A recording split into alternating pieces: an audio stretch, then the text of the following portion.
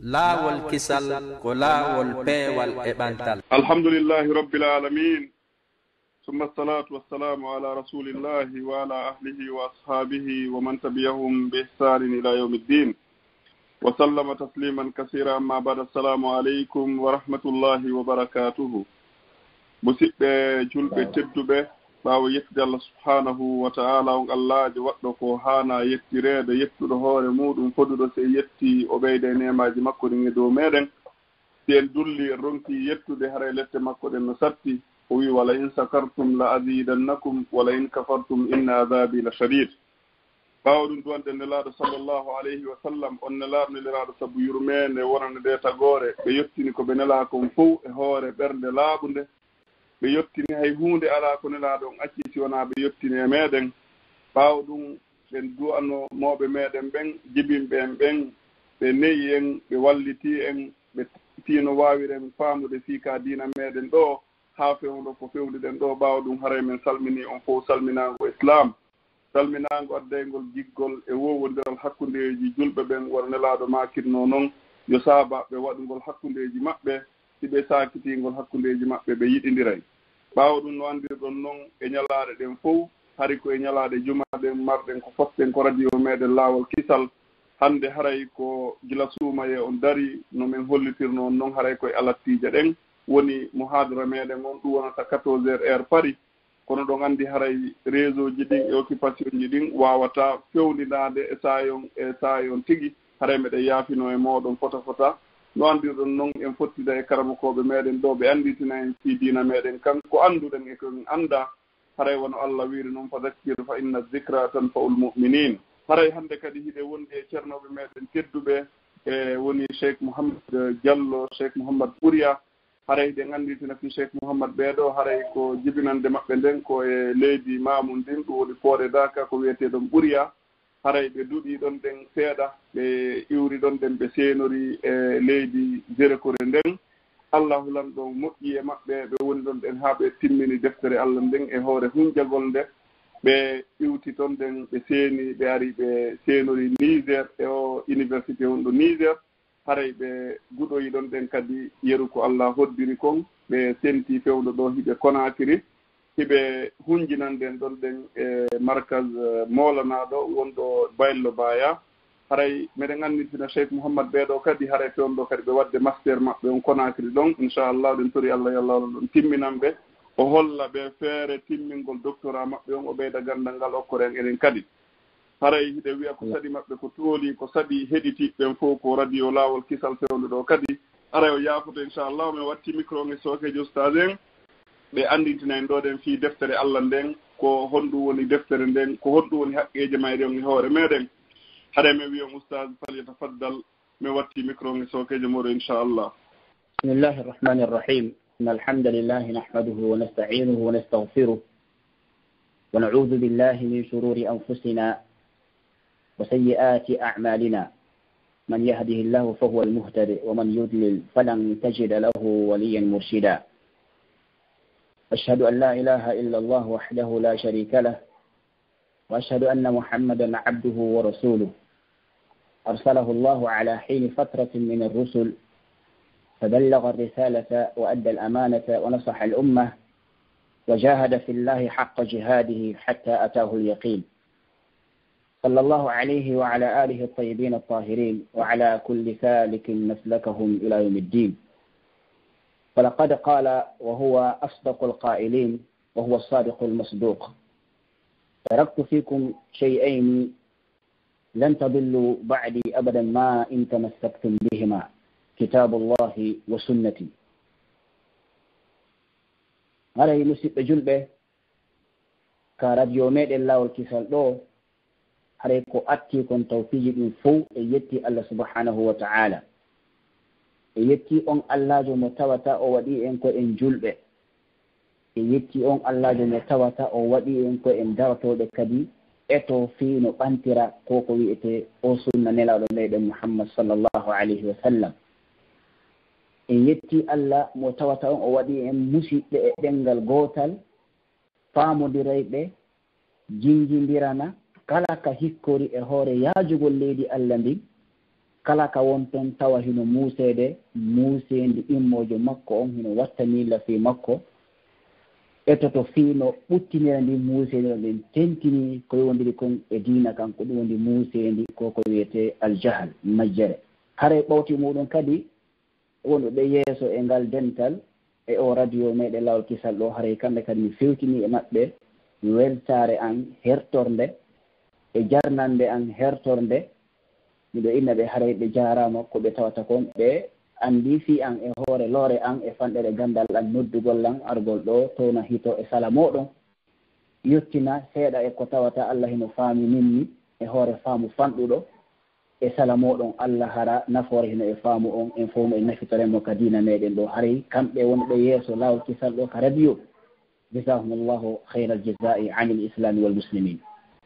haray ɓawti muɗum kadi hususan cheikh abdallah diallo haray e kañum e sayida e jaajal hajja fatimata ñippi on fof muɗum haray mi weltani ko on yo Allah subahana taala kadi welta on en fof meɗen haray no cheikh abdallah makiri noon haray ɗe mari yewtere raɓɓiɗunde ɗo inchallahu taala iɗen toro noon Allah e raɓɓiɗugol mayre on hara hindi heewi barki ɓe tawde wonno kala ko ɗaɓɓeten ka hoore leydi ɗo ɗen ko tawata kon Allah hino okki en ko barki makko ki woni ko hanuɗen wattande yilla ɓe tawde wonno barki Allah ki ko kin ɗo woni ko ɗaɓɓa kon e golle ɗen fof pette majje wona ɗuɗɗugol golle ɗen ɓe tawde wonno ko woni barki ko heewgol moƴƴere wondude e fanɗugol gollal haray konngol hingol fanɗa haa kono singol wondi e barki inchallahu taala ko ɗum ɗo woni ko heddoto kon ko nafoore ɗum on ɗo woni kadi ko luttata kon haray on fof omoɗon on jarama boy yo allahu on yuɓe en fof meɗen joddi makko ni tawata min ko aljanna firdaus haray musidɓe julɓe en yetti Allah on mo tawata kanko reweteɗo gooto on mo tawata o hannda e reweteɗo goo ɗimmojo on mo tawata o hanndi dali kadi e taguɗo goo ɗimmojo makko en jarni ka nelaɗo meɗen o Muhammad sallllahu alayhi wa sallam nelaɗo mo allahu suɗi neli e meɗen nelaɗo mo tawata on yurmede nde neɗɗanke okkanden fof nelaɗo no ɓuri yurmede no Allah on wi'iri noon ka qur'an makko laqad ja'akum rasulun min anfusikum azizun alayhi ma anittum harisun alaykum bil mu'minina raufur rahim ari ka moɗon ari e moɗon ari immorde e moɗon e hakkunde moɗon nelaɗo mo tawata hino satta e makko nde sonjotoɗon nelaɗo mo tawata hi kala moƴƴere nafayɗo himo rerɗani on yon heɓunde moƴƴere nelaɗo mo tawata kala bone mo tawata hino huulani on hino fokkitani on hino yurme mo hande on bone ɗon ɗen hewtata on on yaɗo hare ɗen toro Allah subhanahu wa ta'ala yo Allah on imminayumo e on nokkumo o fodimo ka jannatul firdaus al a'la e nokku yeteɗo wasila wondude e kala yonɓe shahidi e ɓen moƴƴinoɓe e ɓen ɓe tawata kadi ko sahabanke makko ɓe fof maɓɓe allahumma amin hare musidɓe julɓe jentiɓen ka radio ɗo kala ka hikkoɗon yo Allah hara hiɗon e jam moƴƴere yo Allah o reeno aynen kala ka hikkoɗe waɗa barki e meɗen jaɓaɗen golleɗi meɗen dewe ɗen newnana en o suumayemo wonɗen ɗo nde hitande fergunelaɗo 39 ɓaawo duuɓi 4 ɓaawo duuɓi wuluure yo Allah newna en o suumayɗo o gasa ja wondude e golle jaɓɓaɗe e yaafande faljereji newnana en kadi suumayji heewɗi kadi wondude e diina jaɓaka e cellal e fiira e feere haray iɗen mari yewtore nde wiɗen nden ko haqqe alqur'anare nden e hoore meɗen ma ɗum ka raɓɓininagol yogaji e haqqe alqur'ana on e hoore meɗen nde tawde wonno haqqe alqur'ana on e hoore meɗen ko haqqe Allah subhanahu wa ta'ala on e hoore meɗen nde tawde wonno ndi alqur'ana ɗo ko ka Allah nde iwri ko haala Allah ko aqida ahlus sunna wal jamaa jogiti ko wonde manna alqur'ana ko haala Allah haala ko sifa e sifaji jooma makka on ko ɗum laati si alqur'ana on kadi ko sifa e sifaji Allah subhanahu wa ta'ala ɗi kala ko Allah handidi e muɗum e haqqe hare sifaji makko ɗin kadi hino handi e on hakke ɗon ko ɗum woni yeddugol alqur'ana on ko yeddugol Allah subhanahu wa ta'ala ɗum si Allah kambani ɓe yeddeɓe sifaji makko no inni wa zari alladina yulhiduna fi asma'i yujzawna ma kanu ya'malun teftoɓe wonɓe yeddude sifaji Allah ɗi tawi ko faanda e ɗin sifaji ɗum musidɓe julɓe ko nde alqur'anare nde Allah hokki nelaɗo yo aru o yettina yimɓe ɓen kala yeddiɗo nde haare o yeddi Allah subhanahu wa ta'ala ni tawde wonno haare o yeddi sifa e sifaji Allah subhanahu wa ta'ala ni idan tottugol haqqe Allah on ko hunde nde tawata hino metti fi ha hino filla ka yimɓe tafsir ɓen ka Allah jippinnoɗon ɗen ya ayyuha alladina amanu ittaqu llaha haqqa tuqati wala tamutunna illa wa antum muslimun hey ko onon yo gonɗinɓe wakkile dumoɗon e hulgol Allah no o hana hulirede noon ettoɗon hara on mayali sonara ko on jebbilaniɓe Allah yoga e sahabankeɓe lugguɓe famuɓen ɓe anduɓe ni e nelaɗo Allah fotimi wonde manna la yukallifu llahu nafsan illa wus'aha o fawata wonkiwel e golle diina ko ngel wawata taw si harame waway hulirde Allah no o hana hulirede on tuma nelaɗon ɓuttini ɓernde maɓɓe nden hawri Allah jippini waha e makko kadi wonde manna ko fattaqullaha mastata'tum ko hulirgol Allah no ooti mariri noon feere haray tottugol haqqi Allah on no hana tokkie noon ko hunde mettude fii haray ko ɗon kadi alqur'anare nde ɗon musidɓe julɓe tottugol haqqe mayri on ko hunde nde tawatede metti fii kono ko o sakkitori aya ɗimmo on ko inni wasma'u wa ati'u jente nanon ɗoftoɗon ko nanɗon kon kadi ko ɗum ɗoni sifaji julɗo mo tawata on hino hittika makko andugol ko Allah subhanahu wa ta'ala faala kon jento ko Allah haalantama kon nana jaɓa kadi watta ɗon ɗen daw haray musidɓe julɓe hedduɓe e wiɗen ɗe mari toɓɓe seeɗaji ɗe woten fi mum ɗo toɓɓe arnene taw ko yewtugol seeɗa e ko yewdiri e alqur'ana on toɓɓere ɗimmere nden ara nden e haqqeji seeɗaji e haqqeji alqur'ana on e hoore meɗen si ɗum ɗon feƴƴi haray o watten ɗon ɗen konnguɗi raɗɗuɗi ko ɗum hulasa yewtore meɗen nden fi wonande welugol manitagol haray أيها المسلم الكريم اعلم أن الله سبحانه وتعالى أنزل هذا القرآن حجة لنا أو حجة علينا كما ثبت ذلك في سنته صلى الله عليه وسلم هري أن المسلم جلب أن القرآن التي بني لي هور نلا دميد محمد صلى الله عليه وسلم في ميدن إنفو في أن ونو حجة متوتا إن واوي دار يا ديسو الله سبحانه وتعالى فونتمو o yaafo en o jaɓana en hujja on wonde manna o neli e meɗen lettere en janngimo en faamimo en huutorimo hino ɗo ɗen seede en huutori lettere on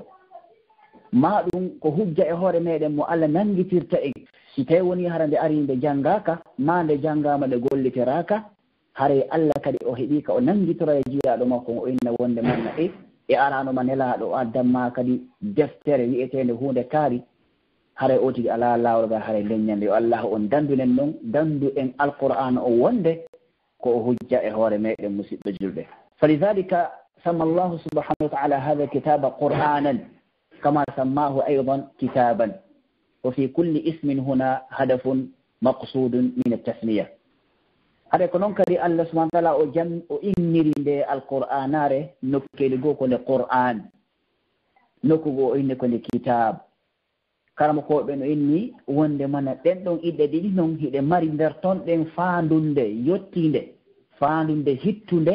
ko ɗum si Allah on innani deftere nden nokkugo ko nde alqur'an nokkugo ko nde kitab ɓe inni ka haala arabu limada summiya qur'anan faliannahu yuqra wa yutla walqira'atu fi al-arabiyya huwa al-mutaba'a kama anna at-tilawata kadhalika hiya al-mutaba'a ko inete alqur'ana ka haala arabu ko yani ko hunde jokkidirtende qara yaqra o jangi yani o jokkidiri wolugol hal feere e ɓaawo hal feere ma wolugol kalima e ɓaawo kalima konngol e ɓaawo konngol ɗum ɗon hare ko hunde jokkidirde ko noon kadi sa inni tala o jokkidiri kadi ko ɗum sine enne kadi tilawa ولذلك أيضا سمي كتابا فلأنه مجموع إما في الكتابة أو في النطق non inde anon kadi ko nde kitab ko nde tawde wonno ko taggindirande yani hikkindirande kadi imma hara ko hikkindirande ka ɗengal nde no neɗɗanke on janngande haray himo hikkidide koni ko janngude maasi o winde woni o takkindide woni konngol e konngol haa bindol yotto haa aywal ngal yotto haa simore nde yotto haa qur'ana so makko o yotto ko ɗum si laati alqur'ana o noddirano ko fof kadi ko o kitab فلذلك الآن كان تسميته بالقرآن والكتاب إشارة إلى أن من حقه العناية بحفظه في موضعين لا في موضع واحد قلون سلاتي هري دكا إلو قول نقول كون القرآن ما كون كتاب كنون القرآن رمي دي فقل جوبان دي هنو اندر إن بدون إدي وان منا هنو جاء حقه ميري كيري القرآن رمي hino jeeya e haqqe mayɗon ɓaako noon nde noddira wattangol yilla si mayre kippande jokkitorande reenirande nokkeli ɗiɗi na nokku gootude nokku arano on ko huwa an yuhfada hifdan fi sudur wa kadhalika yuhfadu hifdan fi sutur ko ɗum woni nokku arano kade haana ɗon kippe haande mare nde reene ko ɗum wonde reene ka ɓerɗe jiyaaɓe ɓen no allah o wi'i non nokku go'o bal huwa ayatum bayyinatun fi suduri alladina utul ilm bal nde alqur'anare ko nde ayaji allah ɓanguɗe ko nde tindinoreji allah ɓanguɗi ni hiɗi mara e ɓerɗe ɓen jiyaaɓe makko okkaɓe gandal ɗum holli alqur'an on ko o marateɗo ka nder ɓernde ɗiɗi on ma ɗum o mare ka bindi ka marugol mugo ka binde kadi ko ɓurano jopino kon kala wiɗon ɗen alif lam mim dhalika alkitabu la rayba fih allah fuɗɗori simore molanade e simoreji alqur'ana ɗi suratul baqara o inni alif lam mim dhalika alkitabu nden ɗon deftere ka jopagol wonde mayre nde timmi hinde hakkunde meɗen himo hollude en nde wonde mana nden ɗo windande nden deftere ɗum ko deftere tawata sikki wo ala e mayre ɗum ɗon holli wonde manna kay hinde mara e deftere windade haray ɗiɗo ɗiɗi musidɓe julɓe ko haqqeji alqur'ana ni ƴettaɗi ka inde mayre on yani ɓande innama ko nde jangetende ko maretende ka ɓernde ko nde windetende mare e ɗeri e jakka hino ja e haqqe mayre nde reene nde jogite ka ɓerɗe nde jogite kadi ka ɗeri kadi musidɓe julɓe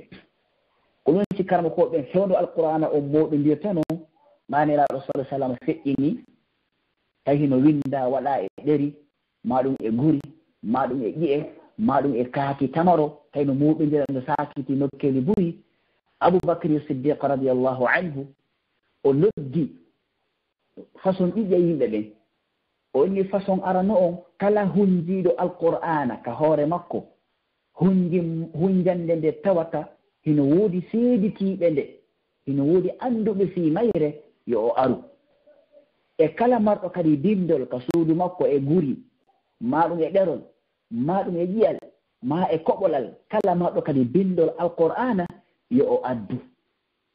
ɗinɗon ɗiɗi ari ɗi moɓindira haa hewti ka nelaɗo sallllahu alayhi wa sallam hewti ka seydna aboubacre siddiq radiallahu anhu woni mojobere tawi ko ƴettete koko tawata kon hino e ɗiɗo ɗiɗi ko lutti kon ala ɗum ɗon heddi ɗon haa seydna ousmane radiallahu anhu ma o hewtoyi ɓa o faalama fottinde jama o fo alqur'ana gooto kanka ɗo ɓurti tekkinde o inni wonde manna ko kala arowo jannga ɗiɗo ma tato seedi to wonde manna on janngin ɗon ɗen ko nonniraɗo jannirimo e kala addowo ɗerol maɗum addowo alqur'anare nde o windi o marani hoore makko koyo aru ɗiɗo ma tato seedi to wonde manna konko windi ɗon ɗen ko nonniraɗo jannirimo kanko e goɗɗowo kadi kono woni ha alqur'an o moɗodira e ɗin ɗon nokkeri ɗiɗi yani jumi alqur'anu min suduri rijal wa min suturi lkitab e ɗerɗe yimɓe hundiɓe alqur'ana ɗen e ɗereji kadi ɗen windunoɓe alqur'ana on kadi fewno gurdan nelaɗo ma ɗum hakkunde sahabanke ɓen tawata buhi no andi fi makko falidhalika kana alulamau la yasiquna biman jaa hafidan walam yakun hunaka marsumun wa kadhalika man jaa bimarsumin walam yakun hunaka hafidun ko ɗum silati hari karama koɗɗen ka moɗugol alqur'ana on e ƴettata ko goɗɗo ari janggi tum inni ko alqur'ana haa ɗeya ko windi nokku go'o taw ko windi kon hino yaadi e ko oɗa jangi kon ma ɗum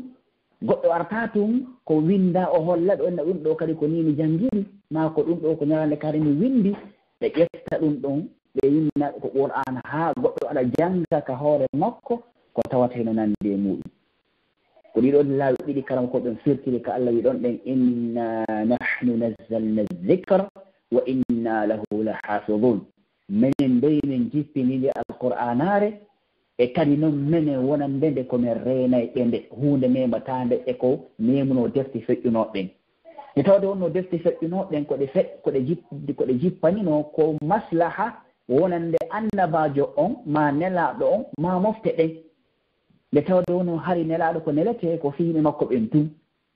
fannamaɗa ɓen ɗon hino no wondi nokku gootu hiɓe wuri gurdal gootan hiɓe wonde dina maɓɓe kan hiɓe wonde deftere maɓɓe nden ñande ɓe sakiti wo deftere nden lanni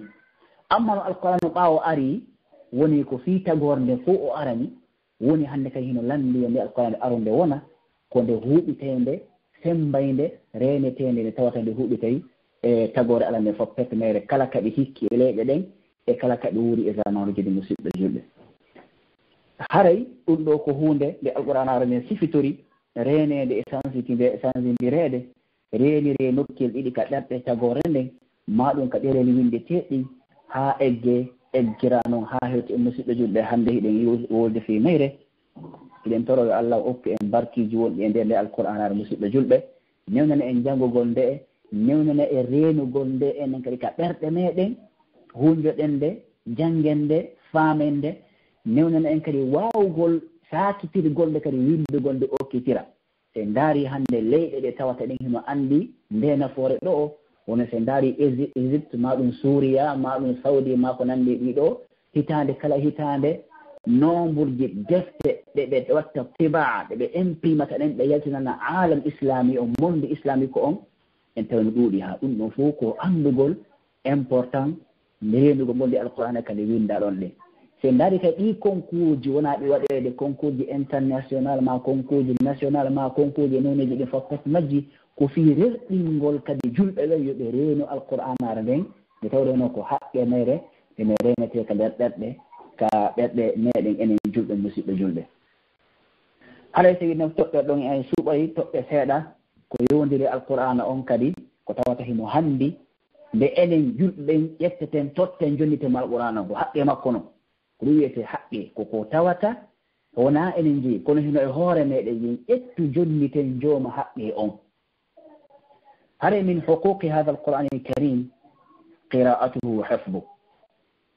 القراءة والحفظ هل نسيب جلبه إنه جاءته حقيقي القرآن يأتت أن ننتهو جنگو قول دي القرآن ناري جنگو قول دي القرآن ناري هون جا قول دي كي نسيب جلبه بتوضو أنه كنت جنگو قول فنتو قول جنگو قول كنوني لا ويتر قول غاندال فنتو قول دفتر لين جنگا sellina ƴi'e ɗen sellina janngin on no janngirtee noon janngiro no janngirtee noon ko ɗum laawol ɗaɓɓugol ganndal ngal neɗɗanke noon ko janngata ko huunde nde tawata hino yiɗi huunde nde tawata hino hittika makko goɗɗo ƴettata fonta deftere ɗo ma fonta lettere ɗo ma fonta binda ɗo ngol tawata o anndaangol ma ngol yowndira e makko o jooɗo o ƴetta tan juutuɗo o jona ɗum o jannga so wonaa hara hino yowndiri en maslaha moolana e maslahaji makko ɗum فهل هناك الآن مصلحة للمسلم أكبر من مصلحة دينه يعني هرانو هنا وودي نفور اللي تواتا هنا هتك جلب هودتي نفور يودي بدينا مكة مسلم جلب هرين دي القرآن يقول يدوني حالا الله كان إن فوق فلا عند دي حالا الله كان كونو الله فلا نائي كونو الله فالاك كونو الله يدني كونو الله يدنائي كونو الله الأبين كونو الله الأبين هرين جلب كلا جلب على دفتره على لتر دي أوهاني wattande yilla o yiɗa o ɓannitaka makko o ɗaɓɓa laawol kala laawol yettinengol mo e faamugol nden deftere hewti alqur'anu karim mi tawde wonno ko nde ɗo alqur'anare woni ka Allah subhanahu wa ta'ala yidete ɗon ka Allah subhanahu wa ta'ala yewtidete ɗon ka Allah subhanahu wa ta'ala jentete ɗon ka Allah subhanahu wa ta'ala nanante ɗon ka Allah subhanahu wa ta'ala yi'ante ɗon kadi ɗi fof pette majji ko wondiri Allah kon ko hakkunde meɗen e nde alqur'ana o musidɓe julɓe. hare ko ɗum laati si neɗɗo hino faala laɓɓinde hoore makko, himo faala ɓattinde hoore makko ko Allah subhanahu wa ta'ala, himo faala yo nder makko on e yaasi makko woni no laaɓi, o ƴette to janngugol nde alqur'ana waɗa ka ɗenngal makko o janngande si o heɓi feere o hunjonde. nelaaɗo meɗen o Muhammad sallallahu alayhi wa sallam ɓe piyani en misal neɗɗo julɗo mo tawata hino ɓanni alqur'ana hino janngudemo, hino ɓanniti e makko alqur'ana hino janngudemo gollitiramo. ɓe maaki hadisi selluɗo mathalul mu'mini alladi yaqra'u alqur'an mathalul utrujja rihuha tayyib wa ta'muha tayyib wa mathalul mu'mini alladi la yaqra'u alqur'ana kamathali at-tamrati la riha laha wa ta'muha hulwun. ɓe maakanen kamɓe nelaɗo sallllahu alih w sallam haray dey janngi alqur'anare nde nde laɓɓinay en, nde laɓɓinay wonkiji men ɗin, nde laɓɓinay ɓalli meɗen ɗi, nde hemtinay mbaadi meɗen ndi, ndi wonay sabu inde men ɗen kadi ko inɗe laaɓuɗe kadi kala ka fi meɗe wowla haray wonki nanay kiki hino welto.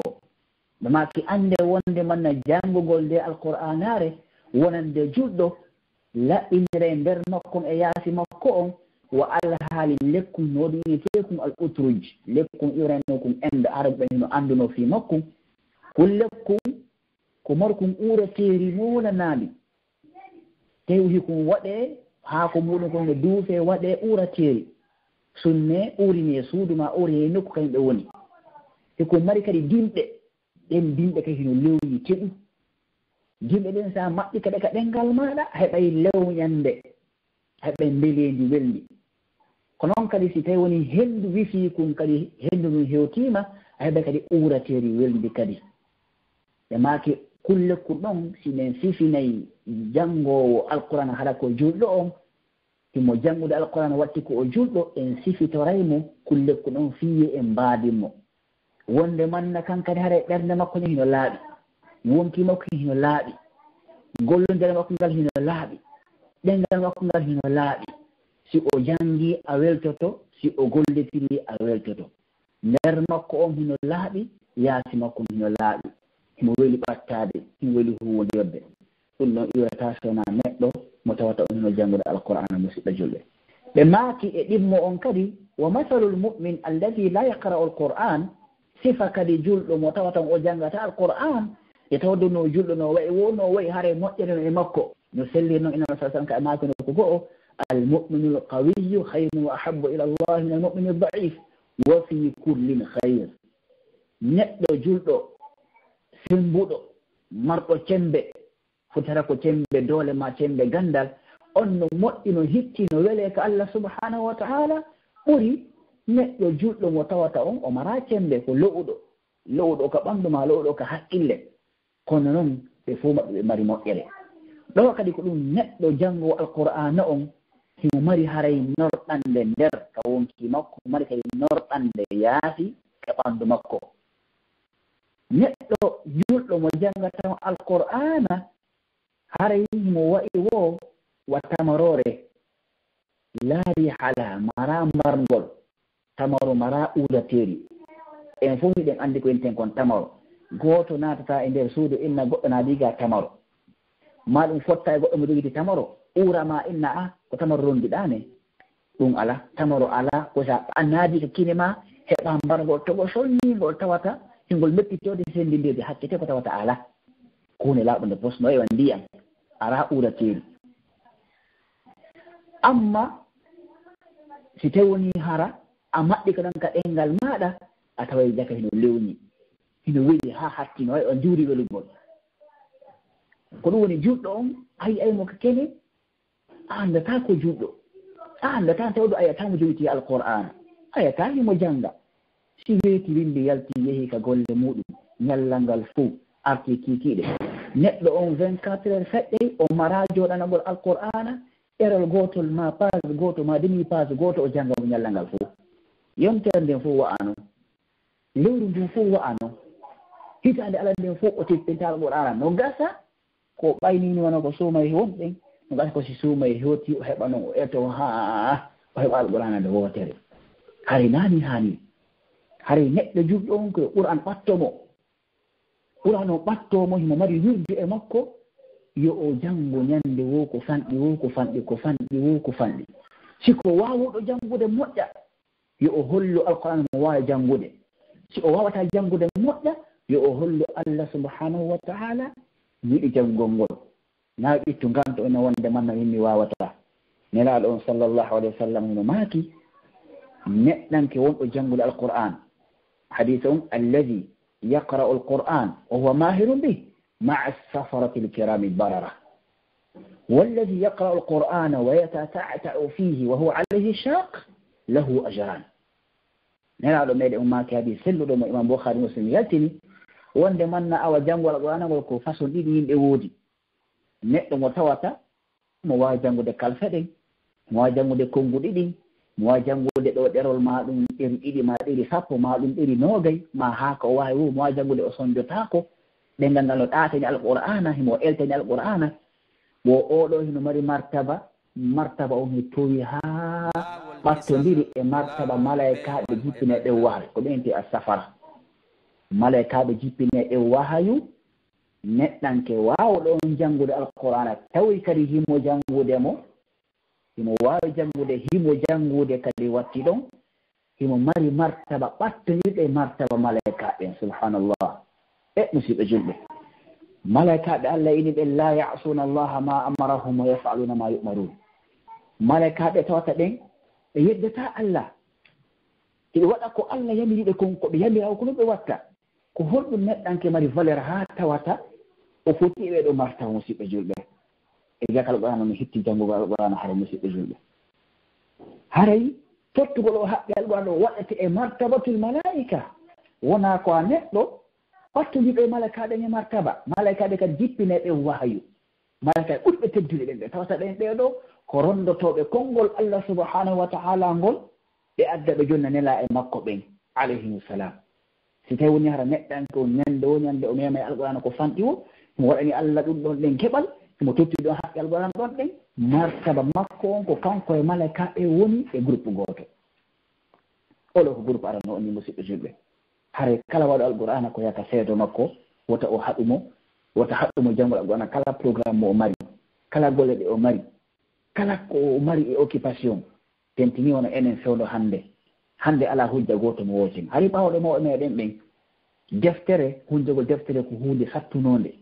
hunjagol alqur'ana ko hunde sattunode yogol jannga tajwid jooɗo jannga sellina janngi muɗum ko hunde sattunode hande ɗum welisi ha ka tawata ala ka hattata hari heɓugol taw ɗeri alqur'ana timmuri ɗin tis ka suudu maɗa ko hunde metti noon tawde wonmo hari qur'an ko windite ko juuɗe wona hari imprimant ala ko juuɗe windirte ko si goɗɗo janngoyi ha o ƴirritanama himo janngi himo sellini o winda ɓe satane ɓe ƴetta ɓe jonnama noon ngal muuluwal ɗon o artaka makko wona wonɗo heɓano muuluwal alqur'ana amma noon hannde enen ko téléphone humbol mala alqur'ana ka nder téléphone makko audio wo visuel wo yani ka tawata a ndaara jannga fonta ɗerol wo ma ɗum jentoɗa basit ma husari ma minshawi ma hudaysi ma ko nanndi mum janngiɗa to ekkittata seeɗa seeɗa jentoɗa ha wawa an ka ñembinde goɗɗe maɓe ko humboni wata ɗum hino fanɗi ha musidɓe julɓe hare goto kay no wawi wadde hoore makko ni ka wonɗen ɗo e martaba malaikaɓe musidɓe julɓe ɗum ɗo ko geɓal ni wawata hendane ngal ɗo sona julɓe mo tawata hino wawi alqur'ana hino janngunemo kay musidɓe julɓe oɗo ko groupe ni groupe ɗimmo musidɓe julɓe e maki kadi on neɗɗo kadi mo tawata himo janngude alqur'an kono noon himo uttu ettennade yani nde no jannga ko doyi kalfe ɗen no satti wawlugol shin hino metti fi wawlugol bad hino metti fi ukkidirgol kalima ɗiɗi yaqsha'irru hino metti fi ukkidirgol fabi ayi ala rabbikum tukadiba mo metti fi kanko ko wawlugol kalfun tokkidirgol ko gere hino satti ha oɗo kadi wo himo mari joddi ɗiɗi te no satti e hoore makko himo mari ka Allah subhanahu wa ta'ala joddiji ɗiɗi naam joddi ara nder ni joddi yiɗugol makko jannga alqur'ana on yiɗugol jannga alqur'ana on ko joddi gono e ko on kon etade o uttu ettenno kadi ko joddi gono musidɓe julɓe ɗum ɗo haray hay goto ala hujja hande kadi mo wawata yo ekkito so ekkiti ko waway alquran ko niwinande wala qad yassarna alquran lidhikr ko niwinande fiyo fu wawa jangude musidɓe julɓe e tawde wonno ko de kitab alami risala alamiya kono deftere fi tagorde fof allah hino anduno hino woodi enateɓe islam ɓe chinoijo e japonejo e bersejo e sosojo e américain jo e européen jo allah no anduno ɗum o hayfini alquran on ha tawata goto kala goto so joɗani kemo o wawa jangudemo si tawi woni o tigi wawi moƴƴa hino martaba makko o si o wawale moƴƴa kadi hino martaba makko musidɓe julɓe haray ɗum ɗo ko e teddungal mowannangal ngal allah okki en enen ɓe jomiraɓe alqur'ana haɗa koye wuttu wakkilade musidɓe julɓe foti hara oti fanɗine ko janggata ko ɗuɗɗine ko janggata ko haɗa koye o janngu ɗum ɗon kadi mari joddi molanadi nelaɗo sa sallam maki haadi selluɗo man qara'a harfan min kitabillah falahu bihi hasana walhasanatu inda allah bi 10 amthaliha nelaɗo sa sallam maki kala jannguɗo alqur'ana on haal feere kala haal feere nde o towni ɗengal makko ngal o wallini e mayre no mari joddi e haal feere kala no mari joddi anden noon ko allah subhanahu wa ta'ala joddi ko yoɓi tette ko 10 joddi wooti so innama aɗa waɗi ɗum a mari baraji hunde wootere ko 10 jomneteɗa ko allah subhanahu wa ta'ala wal ashru inda allah bi 10 amthaliha ɓe maki noon nayen sikkude so inni alif lam mim alam fof ko haal feere wootere la alif harf lam harf mim harf raw tirmidhi haray ko hal feere kala hal feere na konngol kala konngol hal feere kala hal feere ina mari haray joddi 10 ko Allah subhanahu wa ta'ala e darino alqur'ana jangol ɗo hayso ko page goto pet hayso ko hizbe goto pet hayso tewni hara ko juzu goto ma ɗum ko simore wotere wawɗa ñande o ñande ma lewru fof ko Allah andi itti ko heɓanana ko musidɗo julɗo haray koye en wuttu wakkilade ƴettende janngende e wa en wa salafu salih feɗɗunoɓɓen no ɓe janngeno alqur'ana no fillorano woɓɓe maɓɓe hari ɓe jannge alqur'ana fof makko e nder jemma gooto woɓɓe janngano alqur'ana fof e jemmaji 2 woɓɓe janngano alqur'ana fof e jemmaji 3 ha 2 ha 10 ha no wayini noon tentini noon siko suuma e ndu lewru ndu wonɗen ɗo musidɓe julɓe anditen ndu lewru ɗo ko lewru ndu tawata moƴƴireji ɗin sowindirte e nder mayru si tawi woni hara moƴƴere wootere ko Allah ko 10 anden haray dey awa heno yaha ha 1,750 ha ka Allah andi o e sifa ɗi ñalaaɗi ɗo ñala suumaye ni ma ka jumaje ma ka donkinje ma ka jombenteji ka nokkiɗi Allah moƴƴuɗi Allah no mari ñalaaɗe moƴƴuɗe ɓuri ñalaaɗe jemmaji moƴƴuɗi ɓuri jemmaji e nokkeji moƴƴuɗi ɓuri nokkeji ɗin nokkeji ɗon ma ɗin zamanuji ɗon moƴƴere ka majji hino sowidire biste ñara wona e majji hare musidɓe julɓe hare koye wakkilo ɓurten janngude alqur'an ɓe wa en wa salafu salih tentini ka nde lewru menen sumu ɗo ɗum noon ko janngol ngol ni immo muɗum on kadi alhifd alladi wa sinu alqira'a ciwtol ko ineten kon ciwtol janngolngol ko hunjagol si goɗɗo janngi ha résultat on ko o hunjoto hare hunjagol ngol kadi si tawni oti jokkini janngi on o waawi hunjal qur'ana hare yo anndu o waawi fotude wasi manna o windi deftere alqur'ana ren o windiri juuɗe makko ɗe martaba molanaɗo neraɗo on sallallahu sallam maki haadi selluɗo wonde manna law jumi'a alqur'anu fi ihabin lama massahu nnar si alqur'ana moɗodirama e nder guri ndi guri ɗo yiite mematangi si alqur'ana moɗodirama e nder guri ndi guri ɗon ɗen yiite mematangi yani neɗɗanke on si o etika ha o wawi alqur'an naati ka ƴi'al makko ka ƴinƴam makko ka tewu makko o wawi wonde ka o woni o jangge alqur'an mo wawi jangude ka ɗengal makko harna o fontu oɗo ne sa sallam maaki haadi selluɗo wonde manna yiite mematamo taban ɗon ko wonta noon ko si otino goltide alqur'ana goy goltidigol ngol alqur'ana ko hunde nde seeɗa tawi alqur'ana si oti hunji kene ha o wayi o hombode e simo yebdude alqur'ana hatta o sumoya no woodi heeferɓe hunjiɓe alqur'ana hay ka wuuraɗo waɗen hannde no fillande selluɗe wonde man woodi wonɓe hunjade alqur'ana hara ko portoɓe hara ko chrétien ɓe ɓe hunjata sabu e sabuji goo toon ɗen kamɓe mahaɗa ko hunde goo ɓe jokki amma no juɗɗo on si tawni hara o hunji kala alquran watti ɗon kadi himo ɗoftade alquran woɗɗito kaba'iruji ɗin totta farillaji ɗin on ɗon haray e fodorela sa sallam wonde manno yiite mematama konon kadi ɗumiraɓe ɓe jaasini ɓe ñirɗini ɓe hulɓini en e rena e wonugol hunjaki alqur'ana ɓe maaki inna alladi laysa fi jawfihi shay'un min alqur'an kal beyti lharidi neɗɗo mo tawata hunde ala ka reedu makko e alqur'ana hunde ala ka ɓerde makko kanko hunde hunjaki o mara hisbe hay sabbi hisbanasi o mara ammanasi o mara kanko ko kunni ɓe ko ɓenta konko julɗuɗi ɗin tun o hunji oɗo haray wono e banque tumbilorole suudu fuɗɗandu darnede ndu landinaka ma darnandu ha gasi ndu jorodiri ndu yirbodiri heno sa yi aynayi ko suudujo kono a hoɗata a ɗuwotako e nder mum a marata keye e nder muɗum julɗon kadi ko ni o e haray so woni hara o jangi alqur'ana o hunjaki hay hunde nder ton ɗen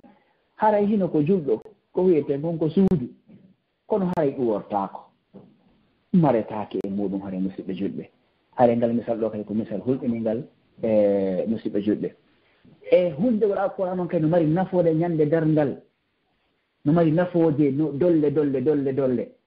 gogo on ko ɓe woni ahlullahi wa khasatuhu ko ɓe woni ɓeygore Allah hertortene nden e wernande Allah subhanahu ñande darngal teddinde ko ɓe mari martaba nelaɗo men sa sallam maaki wonde manna neɗɗanke mo tawata o hunjiki alqur'ana yumma makko e ben makko wernete e berle lamɓe ka tolnete e julle kanŋe e kaalise ɓe ɓorne conci hariri ɓe ɗowne e ɗowdiji ɓe hippi e kufnaji lamɓe haa ɓe lanndo ɓena ko hondumin waɗi haa mi heɓi ɗum ɗo ɓe inani wonde mana ko sabi ɓiɗɗo maɗo no hundino alqur'ana ko noon kañum sa sallam maaki si naatama ka aljanna étape ji ɗin ka aljanna ko ittide alqur'ana o ko ɗum si laati ɓe winnayi yuqalu li sahibi alqur'an yani yawma alqiyama ida dakhala aljanna iqra wartaqi warattil kama kunta turattil fi dunia fa inna manzilataka inda akhiri ayatin taqra'uha ɓe innayi o tati ho tunno ƴawoya e tawde wono aljanna ko dow yarete ɓurɗo welede ko Allah subhanahu wa ta'ala ko o ɓurta wontude dow ko noon noon artata hayka aljanna leydi ɗi ala noon ko aljanna ko inte leydi wi'ante o tigi e nder aljanna iqra janngu warattil newina janngi maɗa on warqa ƴawa kama kunta tartil fi dunya jannge ɗon ko alqur'ana jannga ƴawa no jannge ɗon ko alqur'ana anda wonde man na hare place maɗa on ko e aya mo tawata ɗon hiɗa sakkiti hunjade ha ko hunja ɗon ko ɗon woni ko place maɗon hattoyte haade musidɓe julɓe ɗum noon kay ko hunde alqur'ana hare ko martaba molanaɗo hare musidɓe julɓe janngugol alqur'ana on e hunjagol alqur'ana on ko haqqe e haqqeji alqur'ana ɗiɗo ɗiɗi mo tottiɗi jaka hare o mari martaba molanaɗo hara yo Allah o newnan en e janngonde ومن حقوق القرآن أيها المسلمون جودة الترتيل وتحسين الصوت بالقراءة به كما ثبت ذلك في القرآن وفي السنة فقد قال الله لرسوله صلى الله عليه وسلم ورتل القرآن ترتيلا وقال صلى الله عليه وسلم وقال ابن مسعود رضي الله عنه وأنس بن مالك لما سئل عن كيفية قراءة النبي صلى الله عليه وسلم كانت مدا ثم قرأ بسم الله الرحمن الرحيم يمد بسم الله ويمد الرحمن ويمد الرحيم رواه البخاري هذا مسيب جلبة كده هنا جاي حق يجي القرآن labingol jangin mayre on andi jango gongol no wodi ko labingol jangin on kadi no wodi wona jango be fuuni labinde jangin alqur'ana on wodi wobbe be jangode ko ala labinde hay labingol jangin alqur'ana on kadi ko huune landande alqur'ana hino seedi halaji din fof pette majji ko haala arabu en ko marbe be labini haala ha be labini ka be nyumjoka be podaka be labbina ka pos ɗum no jeeya e ko qur'an jippinana e hoore haara arabu ka fiyon haala hinde laaɓi pos hinde weli jentade hinde weli faamude ƴi'en kalfe ɗen naatondirta moƴƴa ko poɗete ko raɓɓinɗintake moƴƴa nokkeli go ko poɗete ha tawata hino seedi e ko nandi e muɗum ɗum ɗo ko yowdir ɗum e haala arabu kan tentini noon ɓako alqur'ana kadi ko lesi allah inni nelaɗo makko sallallahu alaihi wasallam kono haala kanko e fof ni ko haalanaka ɗum wo rattil pooɗidir alqur'anare ndin tartiiɗan pooɗidirande ko winte rattala ma rattala ko pooɗidirgol sendidira wenna rattalto sarid o ko yinten ko joni awa mi fusi ono condidi ma ɗum mi fusi tankere nden winte tartil ko pooɗidirgol haala kan hara so inni alhamdu al on wone feere ha o wone feere mim o wone feere dal o wone feere lillahi laamuji ɗini kadi seeday ha on kay wone feere haɗa o pooɗidiriɗi ko sotini alhamdulillah rabbil alamin haray o sendidiraɗi bal ko yo o sendidir kala feere kala joƴƴine kande jooɗotoɗon ɓe ko winte tartib ko silati sahabankeɓe andunoɓe jangguiniraɗo won abdoullah ibne mas'ud e anas ibne malik radiallahu anhuma ɓe landa ko holno niraɗo jangguirayno ɓe jaabi wonde mana kanat madda yani kanat qira'atu nabi sallallahu alaihi wasallam maddan hari laati ko jangguiniraɗo on sallllahu alayhi wa sallam ko pooɗugol sembidirgol kalfe ɗen ɓe addi misal kamɓe sabankeɓe ɓenni o ɓe jangguirani bismillahi rrahmani rrahim yamuddu bismillahi o pooɗa bismillahi on no bismillahi yamuddu rrahman o inna arrahmani wa yamuddu rrahim o inna arrahim hadise on ko imam Bukhari ko fillu musidɓe julɓe haray o jangin ɗo nafoore makko nde hino heewi e tawde wonno haala ka tawata kan hika yaarude doyi jentagol ka hino weeli fii e faamugol ka hino weeli fii e taskagol ka hino weeli fii diisite woni hara o tino janngude janngi yawɗo fara faranno hara no yaawi ɗengal ngal no yaawi kongoɗi goo ɗi majjay kalfe goo naafi kalfe goo hara wolete toode kalfe goo majjay si kalfe goo majji noon fino gon kadi majjay on kanko janngowo on o anndata ko wooli nanowo on kadi anndata ko o wooli hara musidɓe julɓe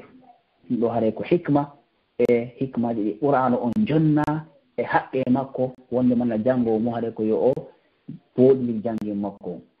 ila ɓuuɗ noon kadi wa tahsini sawt ko labina hito makko ngon wa tahsini sawt bil qur'an yaj'alu qira'ata awqa'a fi nufus wa asma'a fi lqulub wa idha kana jamalu sawt mimma yumdah fa inna afdala ma yakunu dhalika fi qur'an yani labingol hitongol musidɓe hiɗen fof eɗen anndi ko yinte kon hito labango hito pooɗango hito ñuncango hito newinango hito ɗaatinango ɗum ɗo yimɓeɓe no yiɗi neɗɗo wolowo haala ñaaɗuka ma haala yawuka heewaka o jentante kono arowo wola haala ɗaatuka pooɗidiraka sendidiraka hay so woni hara ko woli kon na ko hitti sabu hito ɗon ko laba kon hingo jente joni noon so woni ɗo hino wacce hino weltine haysi ko haala jaasuka ko honɓe wiiɗe si woni haɗa ko alqur'ana haala ɓurka teddude kawna waɗirede noon haɗa musidɓe julɓe holli haɗa si alqur'an o janngirama noon ko ɗum ɓurta welde ko ɗum ɓurta labeede ko ɗum ɓurta pooɗude womtiji ɗin heewi musidɓe julɓe ko goɗɗo naatata islam hay ka gurdam meɗen ɗo waɗi ko goɗɗo naati islam sabu o nani janngi alqur'an o janngi o yiɗi awa ka haal ɗum laɓade oɗo si ko yimowo mi so o watti ɗo guitaru ɗum ɗo fotayte no firlano wonde manna heewi ñande goo ka goɗɗo goɗɗini cassette Abdoul Basit Abdoul Samad o janngo mo annduɗen chrétien joni français jo kadi na o ɗumantoon na arabude sakko ara o jenti ono jannga ko janngi on ko organise kon ono o he oɗon wawi yiwde de oɗo so watti ɗo guitaru musique makko o wele moƴƴano on tum ɓenni o o nayimo woni o ko won o janngude haala Allah kanni wo abou o jaka haala alqur'ana moɗon ko ni wayi on noon woyani on laaɓa on tumaɓe jonni mo version français o ndaari seeɗa o naatiri islam sabu muɗum idan welugol haala kan no ɗumanno fewnaniraɗo sa sallam kadi sifa muɗum wonno goɗɗo e amadu intere amadu mo tufayl tawi ko yimowo molanaɗo yimoɓe araɓe marnoɗo hakkil marnoɗo kadi gandal ɓawi ɓe anndi mari hakkil mari gandal ɓe innimo ko ayo amir so a naati makka annda to wonde manna awa goɗɗo no toon ɗen ineteɗo mouhammad mo aaƴinki nonde mana ko annabajo ka a jento mu noon so a jentikimo haalano kam mbilɗotoma ɓawnaki makka o waɗi hottollo ka noppi makko fiitowo jento kono wari ha ɓato ndiye nelaɗo hittogo heritimo seɗeno tigi tigi o minami feetuɗo nami commodo accimi itta ɗum ka noppi ami jento mi nana siko gonga o woni mi ƴettay goɗɗo sakko tala ko ƴettugol gonga si ɓe kadi ko fenade mi ruttay miɗo andi ko ente gonga fenade o jenti janggi nelaɗon sallllahu alayhi wa sallam o naatiri islam sabu muɗum umar bni khattab naatiri islam sabu mo jenti paaha e ko heewi amslaji muɗum kadi e sahabanke mayna sahabanke musidɗo julɓe haray labingol hito alqouran on kadi ko hunde nde tawata ko haqqe alqouran o woni ko jeeya ko ɗum sikkatmo ko ɗin keɓe khattabi o inni ka nela sa sa make ɗon ne zayyinu alqur'ana bi aswatikum yani zayyinu aswatakum bil qur'an nela sa sallam make hadise zayyinu labinire alqur'ana on bi aswatikum hitoji muɗum ɗi e wata labinde alqur'an ko hunde labande yani enen koye en labi hitoji men ɗi sabu alqur'ana on eɗen andi goɗɗo si o naati ɗo jangin tajwid o wawi jangugol tajwid o wawi heɓude hito labango e jangin tajwid haalano kon hannde kadi seeday e fewnuno ko woɓɓuno noon adi o wawde sifa on jangin ɗon idan alqur'an on ko ekkitowo en ɗaatingol ɗengal meɗen ngal hara hay haala ka wote kan siko pular ma siko français ka ɗaate ɓuri adi en wawata janggoe tajwid komin si ceernoji intere imam jazari on o wii ko deftere makko almuqaddimatu jazariya woni o laysa baynahu wa bayna tarkihi illa riyadatu mri'in bi fakkihi o inni wonde manna siɗa fala janngo alqur'ana siɗa fala janngude jannga sowoni to ɗa haɗa ko ɗengal ma nga wota kala fene hito yakata nde wawi wadde siɗa fala kadi jannga jangi mo tawta hitno ngo yaltay hiɗa wawi wadde fof mum hiɗa wawi wadde kono ko woni différence o hakkude muɗum ko wonde manna ɗa ɗengal ma ngal no eltade ɗa ɗengal maɗa ngal ala eltade haray ɗum ɗo kadi ko hunde hittude ni faala ɗo eltude ɗengal muɗum ngal fiwi ngal wonu ko ngal hentingal ko ɗum kay laati sinaɗo nde sa sallam maaki laysa minna man lam yataganna bil qur'an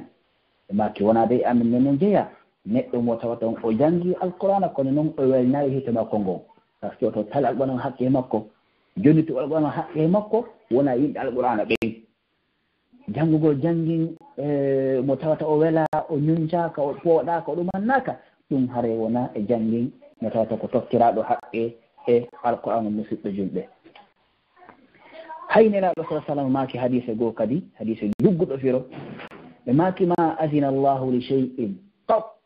ma azini nabiyin hasani sawti yataganna bilqur'an yajharu bih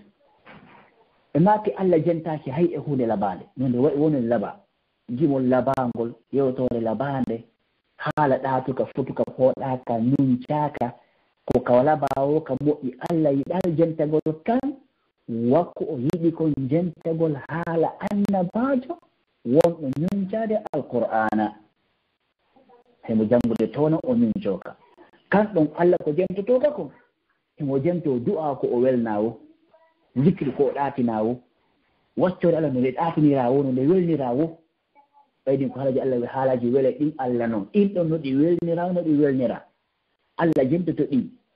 kono ko o jentoto kon alqur'ana wona ɗo janngede o janngin ɗaatuɗo haray oɗo o hino wela allah subhanahu wa ta'ala ɓuri o waɗa musidɓe julɓe haray ɗum ɗo kadi ko martaw molnaɗo jaka faalaɗo yo woni hitto makko ngol no hittika allah subhanahu wa ta'ala hitto makko ngol hino wele allah subhanahu wa ta'ala hitto makko ngol hino ɓattinaka allah subhanahu wa ta'ala ɓuri hitoji luttuɗi ɗin yo o jangi alqur'ana o welnamo o ɗaatinamo o lawinamo haalati naɓa sa sallam kadi ɓe jentoto kamɓe ke sahabanke ɓe jangira ɓe noon abdoullah ibne mas'ud radiallahu anhu ñande komo janngude jemma niraɗon feɓɓi tun ɓe jenti himo janga dari ka dambugal makko ɓe dari ɓe jenti kamɓe nela sa sallam ha ɓa weeti ɓe fotti makko ɓeni he ya abdallah law ra'aytani albariha wa ana astami'u ila qira'atika albariha laqad utita mismaran min mazamiri daoud ono e abdoullahi sa yiyanno hanki jamoɗon feɓɓide mi woni hiɗa janga alqur'ana mi ari ɓatti mi jentima hiɗa wari hito labbago abdoullahi ɗum ɗo keno jeeha e noneji tawata goɗɗo no wawa waccide goɗɗo so hemo jango jangi labaɗo waccamo weltinamo encourage amo na eɗa mari hito labago haɗe courage o continue a yarani woni hare o kama kotum e ko annabi dawda okkamo e wuttirkoy woɓɓe na ñeŋeeru woɓɓe inna kadi ko wuttirkol tunneeru ani tunneeru e tunneji annabi dawda alayhi salam ɗi aɗa annabi dawda ko moƴƴinanooɗo ko miniseji settenoɗo lekkoy eno e muɗum ko lekkoy wuttete koye wonande aynooɓe maayi ko aynanooɗo dammi ɓe wuɗɗa e lekkoy koɓe wutta ɓe yimena dammi ɗin fiyo ɓe aynuɗi ko wutta leydi weldi no na musique haasa linnabi an yakuna dariba uudi Allah woɗɗini annabaɓe nde ɓe wonta ko yimooɓe ima annabaɓe Allah wonta yimooɓe woɓɓe fire hadise on faljere ko watta dalilla ko lekkoy settete koye wuttugol fi aynugol dammi ɗin maanigol mummunteji ɗin kanko no dawde mo wawno ɗum hari haa noon hikoye labano noon naa ko bonnono wonno adde makkoye nelaɗo sa sallam koye wacci Abdoullah ibn Mas'ud e maaki a okkama tunne mum e tunneji annabi dawde alayhi salam ɗi ha kanko Abou Moussa Ash'ari o inni wonde manna he hara mi andino hiɗa jentade lam mi janga noon mi janga jangil laɓal ɓuri on ɗon fiya ɓurtu weltade are hare musidɓe juɗo ɗum ɗo ko haqqe kadi haqqeji Allah ɗin kadi si feƴƴi ɗum ɗon kadi so oti wawi jangude ma hundegol labina hitongon o aranla on kadi tadabburul maani hada huwa alhaqqu thabit ayuha muslim hare musidɓe julɗo tedduɗo haqqe alquran on si oti wawi jangi labaɗo on selluɗo on fottuɗo on hare koyo wattu ɗon kay jokkugol filo ngon yo reeno e wattangol yilla e hitogol tum ko sababu e goo fitina kon hande hittingol to labingol hito ngon hittingol labingol ɗengal ngal ɓoɗugol ngol tajwide on amma a tadabburul maani la hatta in kan yasmaul maani hayso ko neɗɗo on ɗo nande filo ngon hare fiitugo jentagol firoji ɗin o tiiɗina ɗum ɗo noon hino ande ka yimɓe jangoɓe ɓe jangi wonduɓe tadabbur on himo seedi e jangi mo tawata na tadabbur ko ɗum so woni hare jangi nafata kadi no o labira woɗo o labira o yonnata kadi dinɗel nafayɗe so wona hara filo ngon hino taskede firoji ɗin hino jokkede ayaje ɗen hino sellidirede e filo ngon ka aya wolowo fi lette o seeɗa e aya wolowo fi neema aya du'a o seeɗa e aya fi kuddi aya issa seeɗa e aya fi ñawoore aya fi annabaɓe seeɗa e aya wala ɗen fi fir'auna yiɓe muɗum ɓen ko ni oti hara no jokki jangi on no yahduɓe e filo ngon so weti ka urki urkay so weti ka ɗaatata ɗaata so weti ka neema woni ma ka du'a woni seeɗa e so weti ka lette woni ma ka kuddi woni ɗum ɗo kay ko jangi nelaɗo meɗen on Muhammad sallallahu alaihi wasallam ɗum ɗo Allah lewnini alquran on ha o inni walaqad yassarna alquran lildicri fa hal min mudakkir ha kala ko ɗum wono inni musidɓe julɓe hino jeeya e mandeji heygol alquran on aayaje wole ɗen ko hulɓini fop hiɗe metti janngude aayaje wole ɗen hulɓini kon fop hiɗe metti janngude aayaje wole ɗen kadi gunduji fop hiɗe metti janngude misal muɗum so ƴetti aayaje wono wonɓe ɗen huudi arafi e shu'ara'i wole ɗen fi annaba ɓen e lette koye jippino e mofte maɓɓe ɗen on tawa ɗen hino metti janngude moƴƴa noon hunde tawde alqur'an ɓe no anndi fiiɗe simoje ɗo ko ɗum laati final on eno Muhammad sallallahu alaihi wasallam maaki shayyabatni huudu wa akhawatuha min ko huudu woni sabu haami fuurɗi e ɗimmoji huudu ɗin kadi tawɗo noon ko simoje mettuɗe janngude ni amma si naati aaji waɗa en fi aljanna aaji waɗa en fi nemajo aljanna ɗi wono arrahman en rahman mi ɗuuɗi faɓi ayi alayha kono hay foofe ko hunde to rahman ɗo nasabu nandolaji ɗi satti alqur'ana si tawi woni ari ka lette woni a tawi no metti janngude ko noon kadi musidɓe julɓe si ari kadi aayaje wola en fi gulluji ɗi wono dewgal e cergal hakkude moodi e ɓingu en tawi ɗe metti janngude hano so naati baqara ka wote ɗo fi rewɓe ɓen maɗum so naati sotu misayi en tawi ke metti fi haa feƴƴitino idan ɗum ɗo ko karma ko ɓen yalti ɗum wonde manna ino jeeya e ko Allah haysni kono alqur'ana nokkiri ka satti ɗon saari ande ɗo ko sattini wattu yilla moƴƴa no ne'oɗa ɗo moƴƴa hula ɓernde maɗa hay so annda fere go si te sattañimo to wattana yilla saari ka ɗaati kaylu ho jade koye janngude annda ko nema won ɗo yoltoɗa toɗɗo Allah nema Allah o ɗum ɗo ko ka karma ko ɓe yaltini fi muɗum musidɓe julɓe haɗa kay ko hunde hittinde yen oti janngal Qur'an o jannga harahimo jokkodiri e fire ngo fewno ko ɗum Allah inni ko kitabun anzalnahu ilayka mubarak liyadabbaru ayati وليتذكر أولو الألباب دفتر من تتني هور ماذا fiyo deftere men cippini hoore maɗa wondude e barki fiyo ɓe tasko aayeje mayre on jantorande kadi anditande Allah joomiraɓen haqqillaji haray musidɗo julɓe ka tasko alqur'an no mari façon ji boyi kadi janta gonde jangu gonde jangin gonde ko nande muɗum hino e janta gonde ganela sallah sallam tigi noddi sahabankeji go inni jangana alqur'ana ɗum ko Abdullah ibn Mas'ud ɓenni jangana alqur'ana on no eniraɗo jangde alqur'ana e hoore maɗa ko hoore maɗa tippina kanko Abdullah ibn Mas'ud o yiɗo nelaɗo nela sa sallam jaabi naam miɗo yiɗi min ko nanugo alqur'ana e hara hina min jangguide on tuma o janggal ɓe sotu nisa'i ɓe aji ha e nokkel go'o kanko Abdullah ibn Mas'ud ɓe jangi ha e nokkel nela sa sallam makane ɗon min hasbuka accirni Abdullah ibn Mas'ud yiɗɗiti teñalaaɗo sallallahu alayhi wa sallam no fesude tawi bojjude gonɗi no ƴilde ka yeeso maɓɓe kamɓe sallallahu alayhi wa sallam tawi na jangi on ɗum ɓe faala jentagol na jangi on ɗum ɓe jentino ko firo ngon tawde ono ka hewti ɗon ko woni hulɓiniile en onen fa kayfa ida ji'na min kulli ummatin bi shahidin wa ji'na bika ala haulai shahida ko honno ñande danga sinen addoyi mofte kala mofte min adda seede on e hoore majje annabajo maɓɓe majje on an kadi ne mawɓe ɗe mofte fof min addama seede e hoore majje tawi ɗum ko hunde hakkille wonande jokkofire ngon niraɗo ɗum sa sallam ɓe bojji ɗon ɓen no Ibnu Mas'ud radiyallahu anhu fillono musidɗo julɓe haɗa jeeyata alqur'an on kadi e haqqeji makko musidɗo julɓe ta'ahuduhu wattanol yilla mayre بمعنى قراءته قراءة وردية قراءة دورية إذا هنجيدو أرى مروكا دكو هنجيدو كي ونا هنجيدو هاري مري جيبا نيندو وجانغينغال نرى ميدان صلى الله عليه وسلم تعاهدوا هذا القرآن والذي نفس محمد بيده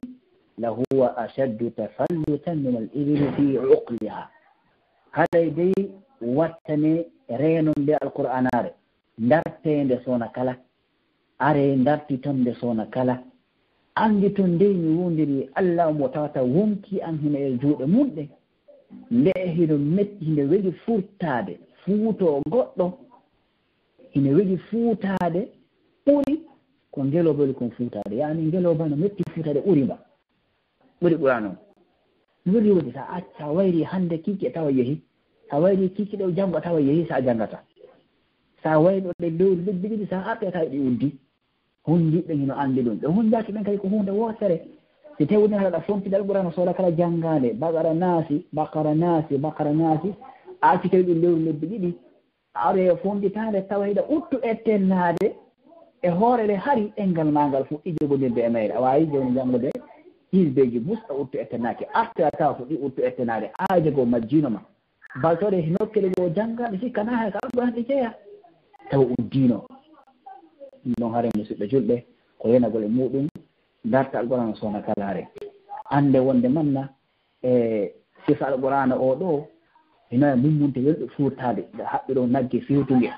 maɗa maɗo kulli molnanki ɗe haɓɓidi yippita maɗa yippita ngi yippita kono teñirɗa ɓoggol ngol wo cikkuɗa gite maɗa maggi wo haɓɓirɗa ngiwoɗa joggiteli ka accitoɗa wo hare fuutatana yehi kono sina sa maaki innama mathalu sahibu alqur'an كمثل الإبل المعلقة إن عاهد عليها أمسكها وإن أطلقها ذهبت جوم القرآن وإوا مرة جلوبا مرتبة حقبابا قلبابا si o dartima sona kala o daari si ɓoggol ngol taƴi haale ma hino haɓɓi ka wonɗon sona kala mbawne kamo wonɗon ɗe kono so fettitino to mbaɗo ɗum ndeyam musidɓe julɓe haray onno ko haqqinayaɓe on noon haqqe jawɓe musidɓe julɓe ko jannugol alqur'an o ta'limu alqur'an nashru ilmu alqur'an الذي يتضمن حفظ القرآن والذي يتضمن الدعوة إلى الخير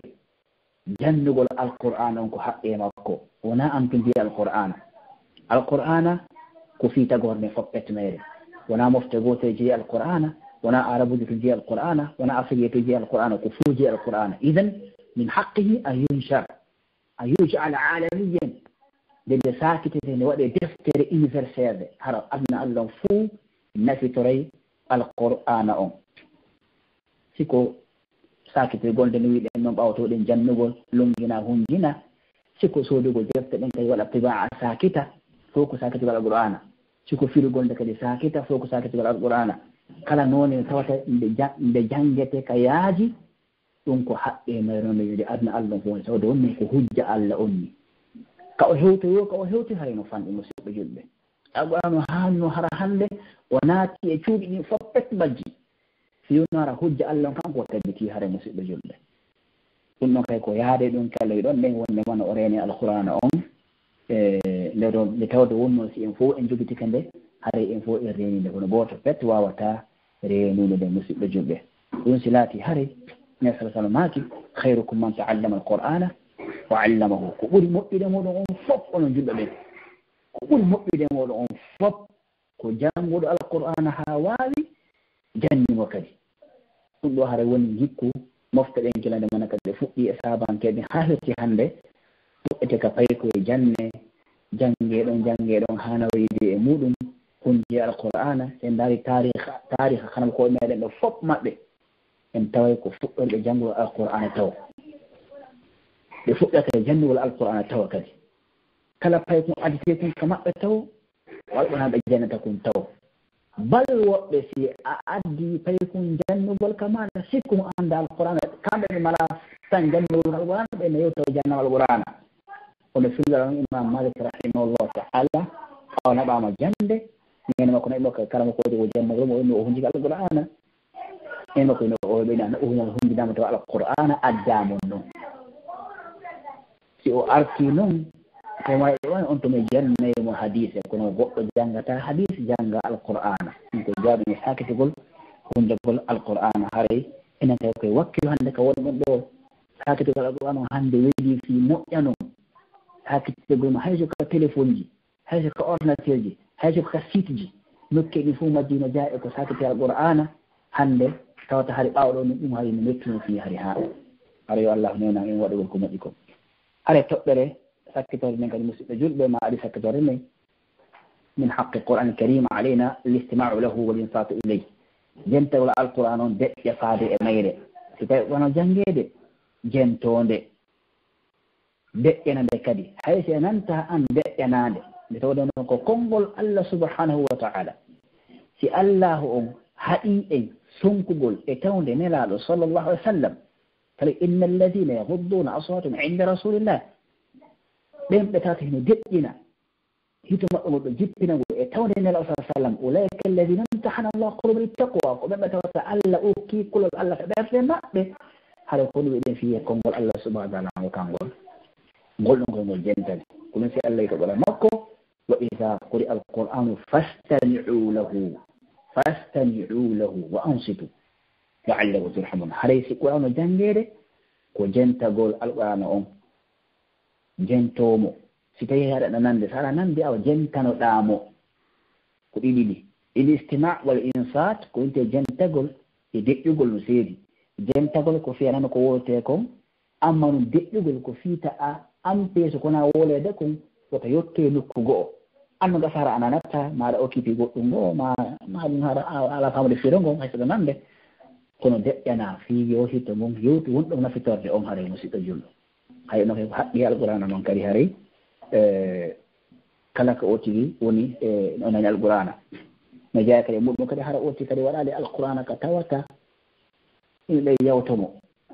yani qur'ana ko jenteteɗo ko woɗɗo watta ko fuɗɗina alqur'ana waɗa e o parleri eɓe public ji fuɗɗina tawata woɓɓe no yimmude toon ɓen ma woɓɓe ɗo sonkude toon ɓe ɗum ɗo kadi haray ko nowneji e jaasimal alqur'ana alqur'ana ma jaasinteɗo haray ko naarugol ko tawata no nantodir alqur'ana huɓɓinama si ɗon waɗama hannde kadi haray ino waɗɗi jentiɗo haray yo o deƴƴinan alqur'ana on haray fiita o heɓu kamba wonɗon ɗon ɗen o heɓa kay nafoore ko ɗum woni malan wonana ngal fi muɗum ɗon ɗen inchallahu taala haray haqqe sakkitoro musidɓe juɗɓe attafaqquhu wal amalu bil qur'an ko janngugol sira alqur'ana faama fiqhu alqur'ana on ko nde toɓɓe ɗon toɓɓe sakkitore nden haqqeji alqur'ana ɗin foppet ɗiɗi woɗen ɗo hadafu on ko ɗo si en ndaari nelaɗon sallllahu alih w sallam duuɓi nogatati ɓe wuuri alqur'ana heno jippade e maɓɓe makka duuɓi 13 ɗin ɗon fof ko fiye qur'an wowte fiye qur'an ande fiye qur'an taske fiye qur'an waawe ɓaɓe senti ɓano ɓe senike madina ɓe feri makka ɓe senike madina ñaawoje fiɓɓuɗen men jippina hande ke ko fiye alqur'an gollitire golleji ñani ɗin fof hande ke ko madina ɓe yaltina hajjugol zakkugol horugol waɗugol jihaadi linguji ɗin gollodireɓen fof ko madina jippina ko si laati martaba sakkittoɗon haqqe alqur'an ɗin goɗɗo so fuɗɗike kat ƴiyeɗen taw o sellini ƴiyeɗen o wawi janngude o hunjike o wawi taskade alqur'ana anda ko honɗum allah faala o fiɓi finde moƴƴere alqur'ana on ha o hendike laaɓi poyi yo sakkintin ɗon hande kadi noon janngugol fiqhu alqur'ana on musidɓe julɓe alqur'ana to yonata alqur'ana o soomi ñaawooje hiɗe hana faamede ñaawooje dewgal ñaawooje cergal ñaawooje ngeygu ñaawooje ñawlagol ñaawooje riba wujjugol zeenugol yeddugol nene e baaba e ɗoftagol nene e baaba nuneji ɗin fof majji ñaawooje ɗen hiɗe wolaka alqur'ana ettagol janngande firigol nde ngol tun gaynata ko ma ɗen ñaawɗe ɗen ɓe sottite haa ɗe annde kadi si a anndiɗe no ɗe woniri noon hannde kadi a waawi golkide alqur'ana hare musidɗo julɗo on tuma haray a woni faamude alqur'ana gollitiri ko ɗum woni haqqul fiqhi bilqur'an walla amali bih fala wasna li ayati qira'a la fiqha fiha wala wasna li ayi fiqhin la amala bih no kala ko ɗum woni noon ala valeur ala na janngin no o way o no way goɗɗo so hunjike ha o woni champion du monde e janngol alqur'ana kono so o mara fiqhu qur'an on o wata yaltinde ñaawoore ya ayuha nnabiyu ida tallaqtum nnisaa fa talliquhunna li iddatihinna wa ahsul idda ko ayo annabajo si on accite sonnaɓe accitireɓe edda maɓɓe on timmino motis kono si kanko ɓe koɓe haɓi ko ƴale moɓe yalta yaha ko ɗum sakiti wasi manna qur'an ala ɗum hatto mina defte siɗɗu luggude qur'an himo hakkude jama kono himo lundede ka fiqhuji hara oti ko janggata ko himo hooli himo wawi janngude haala pos kono anda ñaworde ma hay simo andi de o ala goltide nde ko ɗiɗi ɗi kono si carankoɓe inni valeur alana janngin no o wayi wo no wayi si fiqhu ala toon fiqhu kadi no o wayi wo no wayi ko o luggi wo ko o luggi ko o janɗi wo ko o janɗi si o gollitotaake o mara valeur ko wonti fiqhu koko gollitira ko musidɗo julɗo haray musidɓe julɓe no laba hano labade janngete alqur'ana hunde ɗende kono no ɓurɗum ɗon kadi labeede nde famete alqur'ana on ko ɓuri kon noon kadi moƴƴude faamugol alqur'ana fof ko gollitirgol nde yonayi won toon nde ko ɓuri ko moƴƴude ko gollitirgol alqur'ana si o faamama ɗiɗi on noon ma tati on noon si o hunjaama ko ɗiɗi on noon si o janngama yani naqra alqur'an linahfada alqur'an linafqaha alqur'an thumma namala bilqur'an janngin alqur'ana fiyo en hunjode hunjoɗen nde fiye en faamude faamen nde fiye en gollitirnde haɗa musidɓe julɓe si tawni aɗen heɓi ɗum ɗo faqad ahrasna falaha dunia wa falaha al akhira si en waɗi ɗum ɗo haɗen heeɓi ko enten ko malal aduna e malal lahara musidɓe julɓe haray feƴƴinoɓe meɗen moƴƴuɓe ɓen wono sahabankeɓe ƴetten ɓe misal ɓe gaddani misal taabiyankeji enten abdourahman as-sulami abdourahman as-sulami o enni haddathana alladina kanu yuqri'una alquran وعثمان بن عفان وعبد الله بن مسعود وغيرهما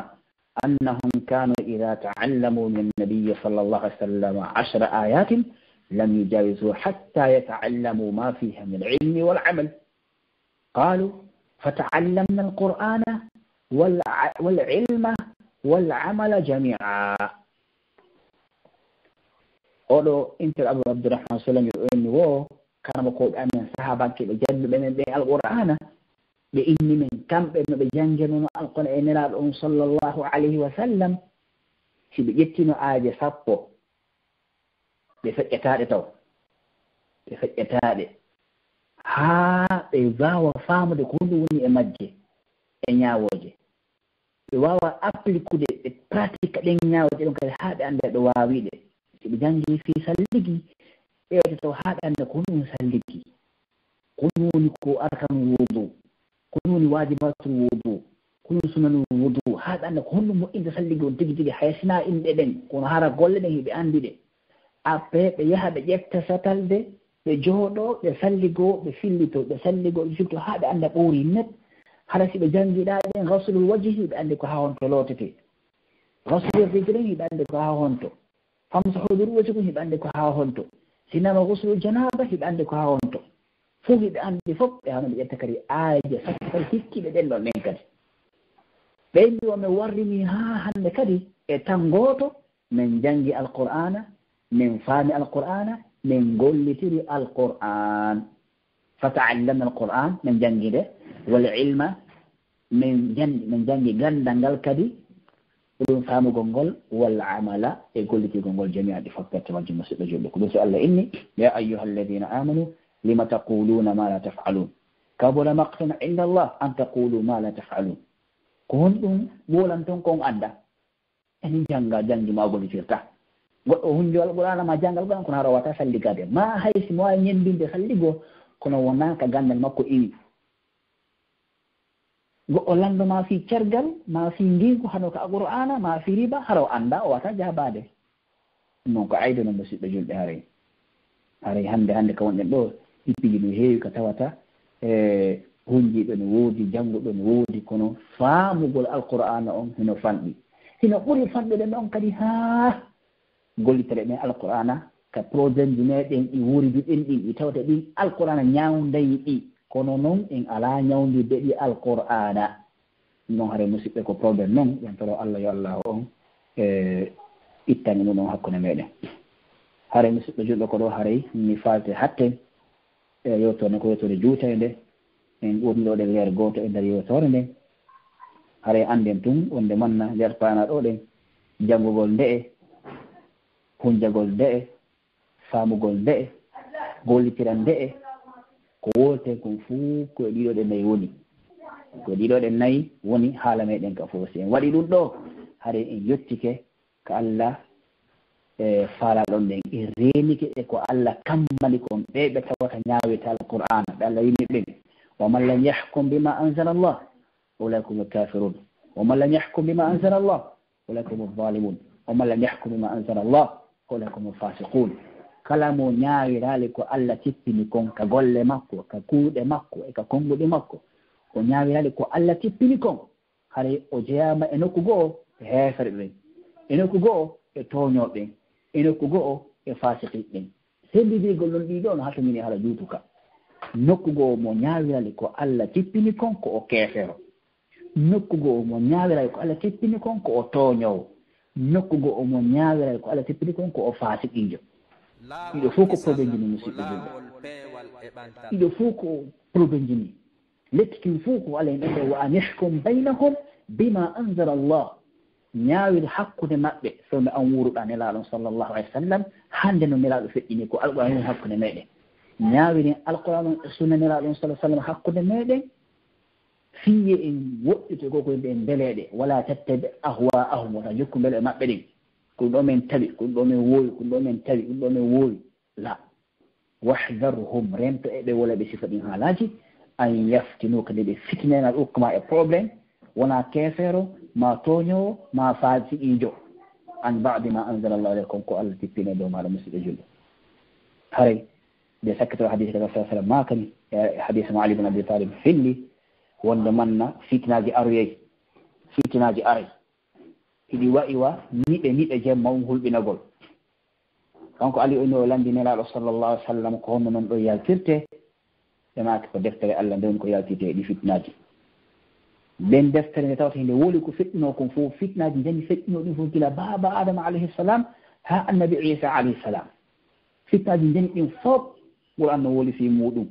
annabaɗo yeddaɓe halakueji jippiɗi fof no wola fi muɗum i tawata hino wuura hande riba luutiyagal wujjugol ɗaggangol nene baba e yeddugol konande muɗum façon ji ɗin fof hiɗi wooda Qur'an no woli fi majji e ɗen ɓe tawata kadi aroye ɓaawo moɗon kadi no wolede masihu dajjal aroye yiite aroye hunde kadi aroye ñande danga ni warrete mo maayi kabre makko ni warrete eno wala fi nder tonde kadi ko nden kadi woni ñaawayde hakkude moɗon nden wolgol ko honno ngeeguji ɗin sellirta hara oti ñamala ko harmi kono no riba hara yanaade e riba kono wondita nene makko e ben makko hara heɓal kuddi maɓɓe kono o wonde hakkude makko e julɓe ɓe kono wonde hakkude makko e heesaɗe ɓe kono wondita hakkude makko e ɗeyguli makko ɗi ko honno o wondita hakkude makko ɓiɓɓe makko ɓe ko honno o wondita hakkude makko e famille makko on ko honno o wuurita e leydi ni ko honno fof no wala kala qur'ana ɗo hara ko tawata sinde ñaawi non ɗaliyana e hoore leydi ni musidɓe julɓe hadisa ono juuti kono ɗiɗo tati o faami haɗa wolde wonde alqur'an no woli fii ko feƴƴi himo wolde fii ko arata himo yewtude kadi hakkude meɗen fii ko tawata moƴƴanayi en aduna e laahara si neɗɗo jogiti alqur'an haray o mari hadisa on woɓɓe nani o selli woɓɓe kadi nani o sella kono haray fiɗo makko gon hino nani musidɓe haray musidɓe hulasa tan ko sakkatorde yo tannen ko raɓɓiɗi ko résumé on للقرآن الكريم علينا حقوق هذا حق القرآن المري ميدين جوتي القرآن المري دو ميدين حق يجي جوتي منها إن مجي الاعتقاد فيه بعقيدة أهل السنة والجماعة في بقول جبتوا القرآن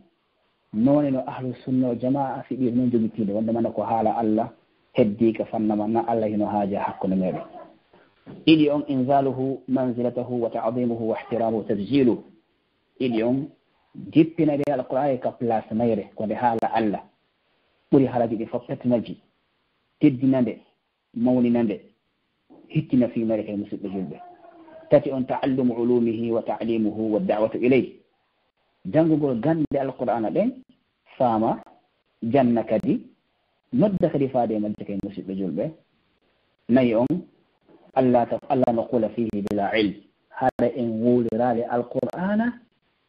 en mara gandal mayre musidɓe julɓe nden woni e nder alqur'ana haɗa en mari gandal no firende haɗa en mari gandal kon nden kon firde joyi on al ikhlasu inda qira'ati wa ta'allumi wa ta'limi laɓɓinangol allah subhanahu wa ta'ala annuye on ndeno janngende harna jannginde fiye e lolluma fiye heɓe nguuri e aduna janngende fi allah e ndeno jannende kadi jannende fi allah kadi e ndene jannginende woɓɓe kadi jannginende kadi fi allah subhanahu wa ta'ala jeego almuhafadu ala tilawati wa tartili renagol e janngin hara ko janngin ɗaatuɗo on e janngin jokkondirɗo on kadi harna janngin ko annduɗen kon janngin ɗi tawata fino ngon hino metti henndade e majji janngin laaɓuɗo janngin e yettiiɗo jeeɗi ɗon musidɓe julɓe tahsinu sawti bihi wa taganni bih labbingol hito ngon nuncoo mono jannga alqur'ana ɗum ko haqqeji mayre on kadi haɗa musidɓe julɓe en tawde no ɗum ɗon yettina en e henndagol faamu mayre on no weliri fii